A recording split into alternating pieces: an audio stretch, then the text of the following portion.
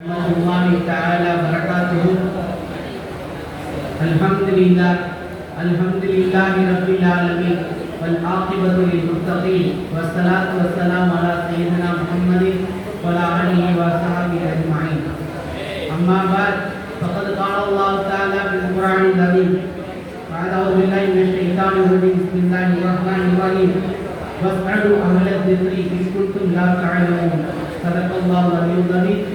وقال رسول الله صلى الله عليه وسلم من يريد الله به خيرا يفقهه في الدين أو كما قال عليه الصلاة والسلام. அல்ஹம்துலில்லாஹ். இந்த மண்ணுலகத்தையும் விண்ணுலகத்தையும் படைத்து இந்த மண்ணுலகத்திலேயே அழகிய மார்க்கமான இஸ்லாத்தை அமைத்து கொடுத்தானே அத்தகைய அல்லாஹ் ஜல்லஷானு தஆலாவுக்கு எல்லா புகழும் இருக்கும். அல்ஹம்துலில்லாஹ்.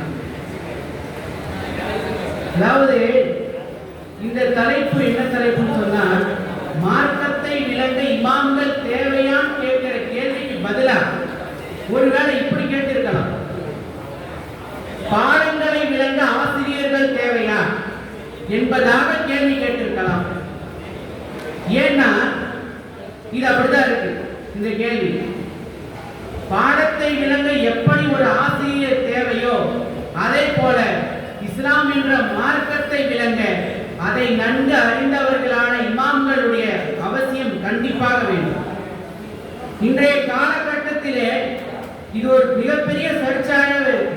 என்னன்னு சொன்னா, சில கூட்டங்கள் சொல்றாங்க என்னன்னு சொன்னா, இமாம்களை பின்பற்ற தேவையில்லை, குர்ஆன் இருக்கு, அல்லாஹ்வோட கலாமுல்லா இருக்கு, ஹதீஸ் இருக்கு, திருநபியுடைய நபிமொழி இருக்குது, நம்மளே தெரிஞ்சுக்கலாம் சட்டத்தை.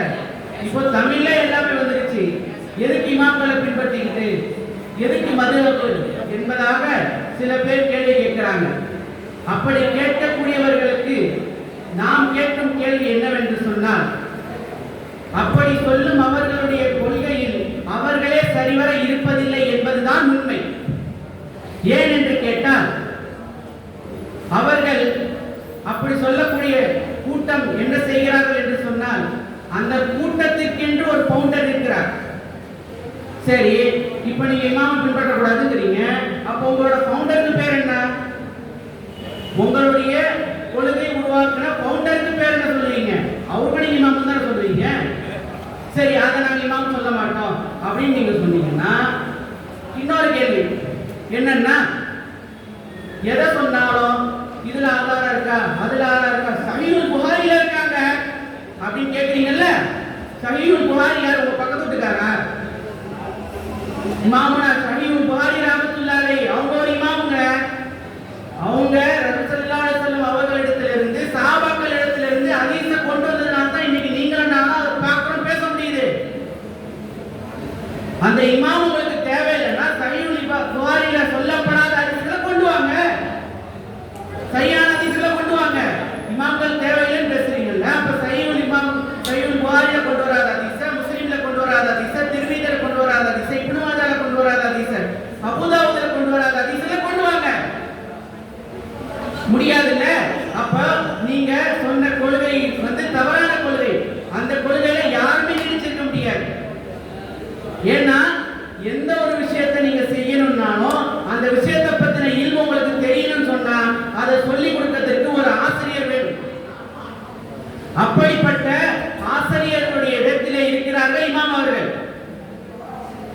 ஒட்டுமொத்த இமாம்களும் ஆசிரியர்களுடைய இடத்துல இருக்கிறாங்க. அவங்க சொல்றது சரியா அப்படின்னு நீங்க கேட்டா, அவங்க சொல்றது சரியில்லைன்னு நீங்க சொன்னா அப்ப நீங்க சரி சொல்றதை நிரூபிங்க. அல்லாஹ் குர்ஆன்ல சொல்றான், என்ன சொல்றான்? இது பரைசாற்று விதமாக தலீல் சொல்றான். என்ன சொல்றான் அல்லாஹ்? வஸ்அலு அஹ்ல திக்ரி இன் குன்தும் லா தஅலமூன், உங்களுக்கு தெரியாத விஷயங்களை தெரிந்தவர்களிடத்திலே கேட்டு தெரிந்து கொள்ளுங்கள். இதுல என்ன விளங்குது? உங்களுக்கு மார்க்கம் தெரியாது, எல்லா விஷயத்தையும் உங்களால பகுத்தறிவு செய்ய முடியாது. குர்ஆன் 5 விதமா இறக்கப்பட்டிருக்கு. மூக்கமான ஆயத்து, முத்தஷாபியான ஆயத்துன்னு 5 விதமா இறக்கப்பட்டிருக்கு. எல்லாம் கிசஸா சொல்லியிருக்கான். அவாமீர் இருக்கு, நஹி இருக்கு, நவாஹி இருக்கு, அது அல்லாத மிசால்கள் இருக்கு. இப்படி 5 விதமா அல்லாஹ் ஜல்லல்லாஹு தஆலா குர்ஆனை இறக்கி இருக்கிறான். இந்த 5 விதத்தையும் உங்களுக்கு புரிய முடியும்னா உங்களுக்கு இமாம் தேவையில்லை. உங்களால புரிய முடியுமா? முத்தசாபியான ஆயத்துக்கு எப்படி அர்த்தம் செய்யணும் தெரியுமா? தெரியாது. அப்போ தெரிந்தவர்களிடத்துல கேட்டு தெரிஞ்சுக்கணும். அதுக்கு தான் இமாம்கள் தேவை. அது மட்டுமல்ல, இப்படி நடந்திருக்கா, இதனால என்ன பயன், இமாம்களை பின்பற்றதுனால என்ன பாய்தான் நீங்க கேட்டீங்கன்னா ஏகப்பட்ட சம்பவங்கள் இருக்கு. ஒன்று ரெண்டு சம்பவங்கள் இல்ல, ஏகப்பட்ட சம்பவங்கள் இருக்கு. உதாரணமா ஒரு தடவை அபூ ஹனீஃபா ரஹ்மத்துல்லாஹி அலைஹி அவர்களிடத்துல அவர்கள் பாடம் கத்துட்டு இருக்காங்க. யாருன்னு சொன்னா ஹம்மாத் இப்னு அபி சுலைமான் அப்படிங்கிற உஸ்தாதிட்ட அபூ ஹனீஃபா ரஹ்மத்துல்லாஹி அலைஹி பாடம் கத்துக் கொண்டிருக்கிறாங்க. அப்படி இருக்கக்கூடிய காலகட்டத்துல ஒரு பெண்மணி பத்துவா கேட்டு வராங்க. என்ன பத்துவான்னா, நான் கையுடைய நிலைமையில இருக்கிறேன், மாதவிடாத நிலைமையில இருக்கிறேன், நான் ஜனாதாவை குளிப்பாட்டலாமா அப்படிங்கிறது தான் கேள்வி. இதை ஹம்மாத் இப்னு அபி சுலைமான் என்ற இடத்துல கேட்கப்படுது. அவங்க சொல்றாங்க, இதுக்கு பதில் எனக்கு தெரியல, என்னுடைய மாணவர்கிட்ட கேளுங்க, அவர் என்ன சொன்னாருங்கிறத என்ன சொல்லிட்டு போங்க. சொன்னதோட அந்த பெண்மணி உடனே அபூ ஹனீஃபா ரஹ்மத்துல்லாஹி போறாங்க. அபூ ஹனீஃபா ரஹ்மத்துல்லாஹி தொடலாம் குளிப்பாட்டலாம் குடிச்சிடுறாங்க. அந்த பெண்மணி தொடலாமா ஜாயிஸ் இருக்கா குளிப்பாட்டலாமான்னு சொல்லி முடிச்சுட்டு போயிட்டாங்க. ஹம்மாத் இப்னு அபி சுலைமான் ரஹ்மத்துல்லாஹிக்கு பெரிய டவுட், எப்படி அது முடியும், எதை வச்சு சொன்னாங்கன்னு தெரியலையே. அவங்ககிட்ட போய் கேட்டா அபூ ஹனீஃபா ரஹ்மத்துல்லாஹி சொன்னாங்க, நீங்க சொன்ன ஹதீஸ் வச்சு தான் இமாம் நான் சொன்னேன்டா. அவங்களுக்கு ஒரே ஆச்சரியமா போச்சு. என்ன ஹதீஸ் அதுன்னு கேட்டா, ஆயிஷா ரலியல்லாஹு தஆலா அன்ஹா அறிவிக்கக்கூடிய ஹதீஸ். என்னன்னு சொன்னா, மஸ்ஜித் நபவியிலே நபி ஸல்லல்லாஹு அலைஹி வஸல்லம் அவர்கள் நிற்கிறார்கள். அவர்களுடைய முகத்தை ஹைலாக இருக்கக்கூடிய அந்த நிலைமையிலே நான் அவர்களுக்கு முகம் கழுவிட்டு இருக்கிறேன்னு சொல்றாங்க. அது மட்டும் இல்ல, ஒரு தடவை மஸ்ஜித் நபவியில நின்னுட்டு ரசூல் ஸல்லல்லாஹு அலைஹி வஸல்லம் முஸல்லா கேட்டாங்க, நான் எடுத்து கொடுத்திருக்கேன் ஆயிஷா ரலியல்லாஹு சொல்றாங்க. இதுல என்ன தெரியுது, கண்மணி நாயகம் ஸல்லல்லாஹு அலைஹி வஸல்லம் அவர்களுடைய புனிதமேனியே ஒரு பெண் தொடலாம் என்றால் சாதாரண ஜனாதாவை தொடக்கூடாதா என்பதாக அபூ ஹனீஃபா ரஹ்மத்துல்லாஹி கியாஸ் பிடிக்கிறாங்க. அப்போ ஹம்மாத் இப்னு அபி சுலைமான் ரஹ்மத்துல்லாஹி சொன்னாங்களா, நாங்கள் எல்லாம் மாத்திரையை உருவாக்கக்கூடிய மெடிக்கல்ல மாத்திரையை உருவாக்கக்கூடிய உற்பத்தியாளர்கள், நீங்கள் எல்லாம் மருத்துவர்கள், யார் யாருக்கு எந்த சட்டத்துக்கு எப்படிப்பட்ட தீர்வு கொடுக்க வேண்டும், எந்த ஹதீஸை எப்படி கியாஸ் எடுக்க வேண்டும் என்று தெரிந்த மருத்துவர்கள் என்பதாக ஹம்மாத் இப்னு அபி சுலைமான் அவர்கள் குறிப்பிட்டார்கள் என்பது குறிப்பிடத்தக்கது. அது மட்டுமல்ல, அல்லாஹ் ஜல்ல ஷானஹு தஆலா குர்ஆன்ல வரிசையா சொல்லிட்டே வரும்போது அத்தீஉல்லாஹ அல்லாஹ்வுக்கு கட்டுப்படுங்கள், வ அத்தீஉர் ரசூல் ரசூலுக்கு கட்டுப்படுங்கள், வ உலில் அம்ரி மின்கும் இன்னும் உங்களுடைய தலைவர்களுக்கு கட்டுப்படுங்கள்ங்கறாங்க. உங்களோட தலைவர் யாரு? இன்றைய காலகட்டத்தில் ஆட்சி செய்யக்கூடிய ஆட்சியாளர்களை நீங்க எடுத்துக்கிட்டீங்கன்னா நீங்க குஃபர் தான் வைக்கணும், நீங்க ஷிர்க் தான் செய்யணும். அப்ப நீங்க யார் உங்களோட தலைவரா தேர்ந்தெடுக்கணும்? இமாம்களை தான் தேர்ந்தெடுக்கணும். அப்படி தேர்ந்தெடுத்தால்தான் உங்களுக்கு சரியான வழி கிடைக்கும். இல்லை என்ன நீங்கள் சொன்னால் அது எதற்கு ஒப்பானது தெரியுமா? மாலுமி அல்லாத கப்பலில் கடலில் ஒருவர் பயணம் செய்வதை போல உள்ளது. ஏன்? கப்பல் எங்க போய் நிற்கும், எங்க போய் மோதும், எங்க முழுவனே தெரியாது. புரியுதா?